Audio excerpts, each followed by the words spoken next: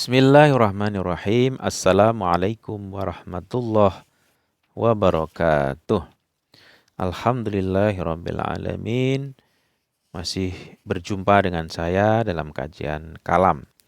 Pada kajian sebelumnya kita telah membahas tentang Khawarij, apa pengertian Khawarij, kemudian sejarah dan sebab kemunculannya, dan pembagian kelompok Khawarij. Pada pembagian kelompok Khawarij, yaitu ada kelompok yang dinamakan dengan kelompok Khawarij Ibadiyah. Nah, pada kesempatan kali ini atau kajian kali ini kita akan fokus pada kajian apa yang dimaksud dengan kelompok Ibadiyah sebagai bagian dari kelompok Khawarij. Kemudian kita juga akan membahas siapa pendiri mazhab Ibadiyah, kemudian berbagai perkembangan bersejarah paham Ibadiyah, akidah kalam Ibadiyah, kemudian dibandingkan dengan beberapa aliran kalam yang lainnya. Kita fokus pada pendiri dari mazhab Ibadiyah. Pendapat populer para sejarawan dan penulis buku agama dan mazhab menyatakan bahwa pendiri mazhab Ibadiyah adalah Abdullah bin Ibad Tamimi. Namun detil sejarah kelahiran dari Abdullah bin Ibad Tamimi dan wafatnya tidak jelas. Tetapi yang populer adalah bahwa Tamimi hidup pada masa Muawiyah bin Abu Sufyan dan Abdullah bin Marwan pada era 65 hingga 86 Hijriah dan meninggal dunia pada akhir masa tersebut. Berkaitan dengan kelahirannya terdapat beragam pendapat. Ada sebagian memperkirakan bahwa ia lahir di awal pemerintahan Muawiyah dan sebagian yang lain berpendapat bahwa kelahirannya adalah sebelum itu. Ada juga sekelompok peneliti mazhab Ibadiyah tidak menolak penisbatan mazhabnya kepada Abdullah bin Ibad, tetapi mereka lebih memilih penisbatan kepada Jabir bin Zaid atau Abu Sya'sa. Dan mereka percaya bahwa pendapat dan perbuatan Abdullah adalah berdasarkan pada fatwa Jabir. Jabir bin Zaid yang hidup pada era 18 hingga 93 Hijriah lahir di dekat kota Nizwa. Kota Nizwa ini adalah satu kota pusat pemerintahan Oman dan meninggal dunia di Basrah. Jabir menimba ilmu dari para sahabat dan memiliki karya besar di bidang fikih berjudul Diwan Jabir. Hanya saja buku ini tidak ditemukan hingga sekarang keberadaannya. Selain itu juga memiliki musnad yang berisi hadis-hadis yang diriwayatkan oleh Ali bin Abi Thalib, Ibnu Abbas, Abu Sa'ad Khudri, Aisyah, Abdullah bin Umar, Abu Hurairah, Anas bin Malik dan lain sebagainya. Sebagian besar hadis yang tercantum dalam buku itu diriwayatkan oleh Ibnu Abbas dan Aisyah. Nah, ada peneliti yang lain yang percaya juga bahwa pendiri mazhab Ibadiyah adalah dua orang. Yang pertama, kepemimpinan politik dipegang oleh Abdullah bin Ibad. Yang kedua, kepemimpinan ilmiah dan fikih dipegang oleh Jabir bin Zaid. Pengarang Dirosat fi al-Fiqh al-Ibadi setelah menjelaskan masalah ini menyatakan bahwa pergerakan Ibadiyah pada mulanya bukan satu pergerakan ilmiah atau kalam atau fikih, tapi satu pergerakan politik dan mazhab yang tercipta setelah peristiwa tahkim dan bermusuhan dengan pemerintah dinasti Umayyah. Pertama, tidak setuju tahkim tetapi bermusuhan dengan dinasti Umayyah. Pemimpin pergerakan ini adalah Abdullah bin Ibad. Karena pada masa itu ia adalah seorang yang paling menonjol di bidang politik dan mazhab. Jabir bin Ziyad dikenal sebagai seorang ilmuwan dan bukan ahli politik. Selanjutnya ketika gerakan Ibadiyah menjadi satu mazhab ya, pemikiran, Jabir bin Zaid mendukung metode politik Abdullah bin Ibad. Dan Jabir pun dikenal sebagai pemimpin agama mazhab Ibadiyah. Oke, itu sekilas tentang pendiri mazhab Ibadiyah. Jadi ada berbagai macam pendapat. Kemudian berkenaan dengan perkembangan bersejarah yang ada di dalam kalam Ibadiyah. Pada abad kedua Hijriah, mazhab Ibadiyah tersebar di Yaman, Hadramaut dan Hijaz. Ya, pada abad 2 Hijriah. Orang yang paling aktif melakukan penyebaran mazhab ini adalah Abdullah bin Yahya yang memiliki gelar atau lakap Thalib Haq. Revolusinya menjadi semakin besar pada masa Marwan bin Muhammad, khalifah terakhir dinasti Umayyah. Kemudian pada masa Mansur Abbasi, ya, Mansur Abbas ini pada masa 140 Hijriah, Man bin Zaidah Syaibani, gubernur Irak, memasuki Hadramaut dan mengangkat seorang menjadi wakilnya di sana. Tetapi penduduk Hadramaut dengan dikepalai oleh Ibadiyah membunuh wakil Mansur tersebut. Nah, ini ada keterangan menarik nih.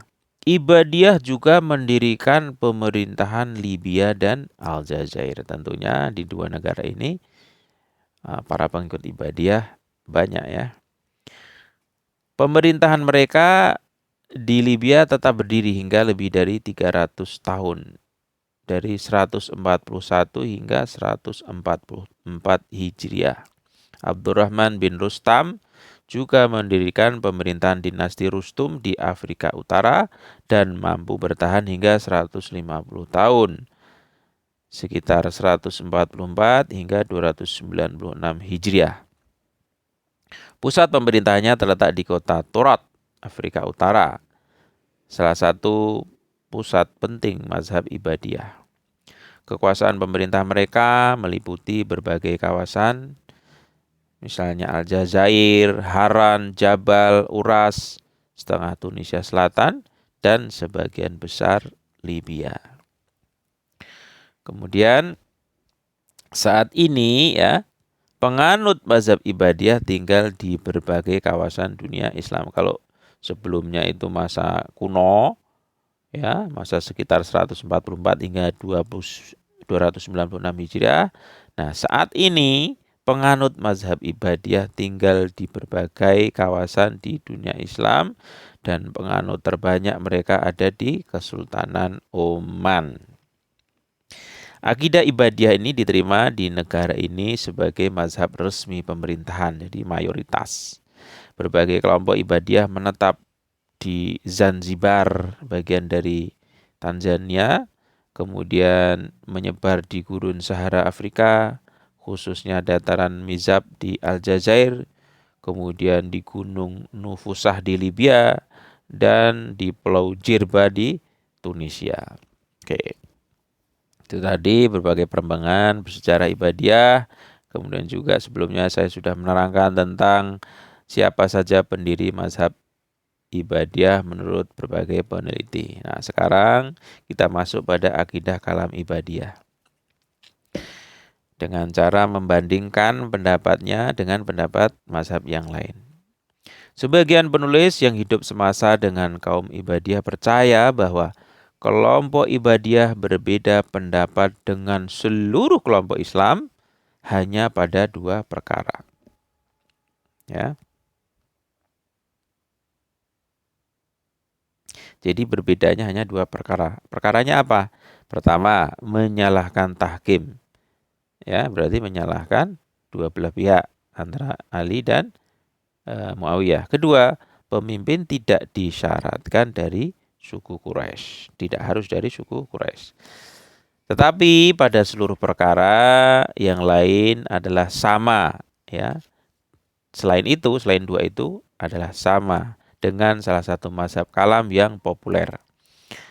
Berkaitan dengan sifat-sifat Allah Subhanahu wa taala, melihat Allah Subhanahu wa taala, tanzih, ta'wil, hudud Al-Qur'an, akidah ibadiyah sama dengan akidah Mu'tazilah dan Syiah atau Imamiyah. Sedangkan ya dalam masalah syafaat sama dengan akidah Mu'tazilah dan kalam, dan dalam masalah takdir atau qadar dan penciptaan amal perbuatan, hak af'al, mereka memiliki akidah sama dengan Asy'ariyah. Ya, jadi sama dengan Asy'ariyah, sama dengan Mu'tazilah, sama dengan Imamiyah, ya. Tapi berbeda fokus, ya. Berkaitan dengan sifat Allah, melihat Allah, tanzih, ta'wil dan hudud Al-Qur'an, akidah ibadiyah sama dengan akidah Mu'tazilah dan Imamiyah. Sedangkan masalah syafaat sama dengan akidah Mu'tazilah. Dalam masalah takdir dan penciptaan amal perbuatan sepakat atau sama dengan akidah Asy'ariyah. Kemudian kita masuk pada penjelasan selanjutnya. Pengarang Al-Kasyf Al-Bayan Khalqati, seorang alim besar ibadiyah pada abad 11 dan abad ke-12 Hijriah, menjelaskan akidah dan pendapat ibadiyah melalui perbandingan dengan akidah kelompok yang lainnya seperti Qadariyah, Mu'tazilah, Ahlussunnah, Ahluhadis, Syifatiyah, Asy'ariyah dan Imamiyah. Nah, bagaimana pendapat ibadiyah dengan kelompok mazhab yang lainnya? Ibadiyah tidak sependapat dengan akidah Qadariyah dan Mu'tazilah dalam beberapa hal. Ada 3 hal. Yang pertama, tidak sependapat berkaitan dengan penolakan qadar, takdir dan ketetapan ilahi dalam perbuatan manusia. Yang kedua, penolakan kehendak Allah Subhanahu wa taala dalam perbuatan buruk manusia. Yang ketiga, penetapan satu posisi antara iman dan kufur berkaitan dengan pelaku dosa besar. Jadi kalau Mu'tazilah kan posisinya berkaitan dengan pelaku dosa besar itu di antara iman dan kufur, ya. Kemudian berkaitan dengan penolakan juga, menolak kehendak Allah dalam perbuatan buruk manusia, menolak qadar atau takdir dan ketetapan ilahi dalam perbuatan manusia. Intinya adalah tidak sependapat dengan Mu'tazilah dan Qadariyah. Dan sependapat dengan mereka dalam perkara apa? Ya, kalau yang pertama tidak sependapat, tapi yang kedua ini sependapat. Dalam perkara apa? Kesatuan antara sifat zat Allah Subhanahu wa taala dengan zat. Yang kedua, penolakan melihat ru'yah Allah Subhanahu wa taala dengan mata. Baik di dunia maupun akhirat. Jadi ibadiyah tidak percaya kita bisa melihat Allah Subhanahu wa taala baik di dunia dan akhirat dengan mata telanjang.